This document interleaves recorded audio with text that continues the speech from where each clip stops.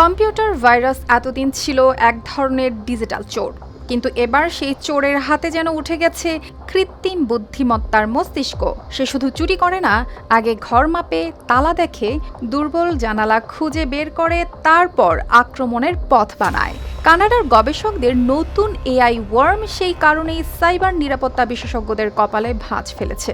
কারণ এটি শুধু ভাইরাস নয়, এটি এমন এক ডিজিটাল কিট যা শুধু ছড়ায় না, এটি শেখে, বাধা পেলে থেমে যায় না, বরং ফিরে আসে নতুন কৌশলে।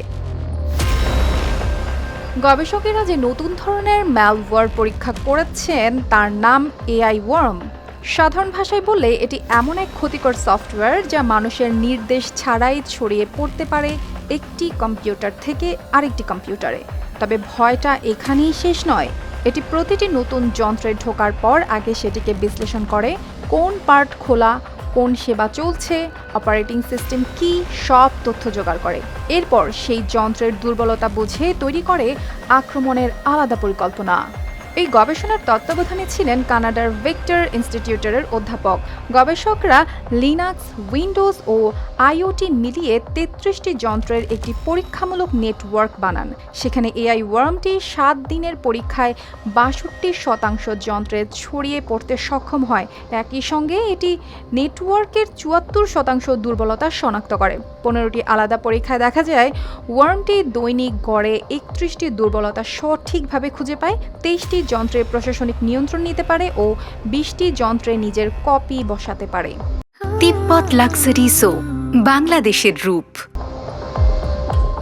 কম্পিউটার ওয়ার্ম অবশ্য নতুন কিছু নয়। ২০১৭ সালে ওয়ান্নাক্রাই কয়েক লাখ কম্পিউটারে ছড়িয়ে পড়ে বিশ্বজুড়ে আতঙ্ক তৈরি করেছিল।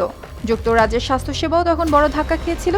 একই বছর নটপেটিয়া নামের আরেকটি ওয়ার্ম বিশ্বজুড়ে $১,০০০ কোটি বেশি ক্ষতির কারণ হয়। তবে সেসব ওয়ার্ম সাধারণত নির্দিষ্ট দুর্বলতা কাজে লাগাতো, দুর্বলতা বন্ধ করে দিলে তাদের থামানো যেত।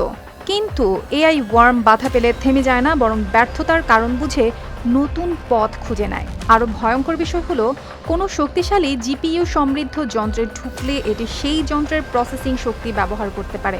অর্থাৎ আক্রান্ত কম্পিউটারই তখন হামলার অস্ত্র হয়ে যায়। এতে হামলাকারীর খরচ কমে, কিন্তু আক্রান্ত প্রতিষ্ঠানকে প্রতিরক্ষার জন্য বারবার বেশি টাকা খরচ করতে হয়। গবেষণায় দেখা গেছে ওয়ার্মটি ২০২৬ সালে প্রকাশিত নতুন কিছু নিরাপত্তা দুর্বলতাও কাজে লাগাতে পেরেছে। অথচ ব্যবহৃত এআই মডেলের প্রশিক্ষণ ২০২৬ সালের আগেই শেষ হয়েছিল। গবেষকদের ধারণা, ইন্টারনেটে প্রকাশিত তথ্য বিশ্লেষণ করে এটি নতুন দুর্বলতাগুলো বুঝে নেয়। গবেষকরা অবশ্য কিছু কারিগরি তথ্য গোপন রেখেছেন, কারণ এই গবেষণা সাইবার নিরাপত্তা বাড়াতে সাহায্য করতে পারে, আবার ভুল হাতে পড়লে ক্ষতিকর ম্যালওয়্যার তৈরির পথও দেখাতে পারে। গবেষণাপত্রটি এখনও পিয়ার রিভিউর অধীনে আছে, তাই চূড়ান্ত বৈজ্ঞানিক স্বীকৃতি এখনও বাকি। অর্পিতা জাহান, RTV।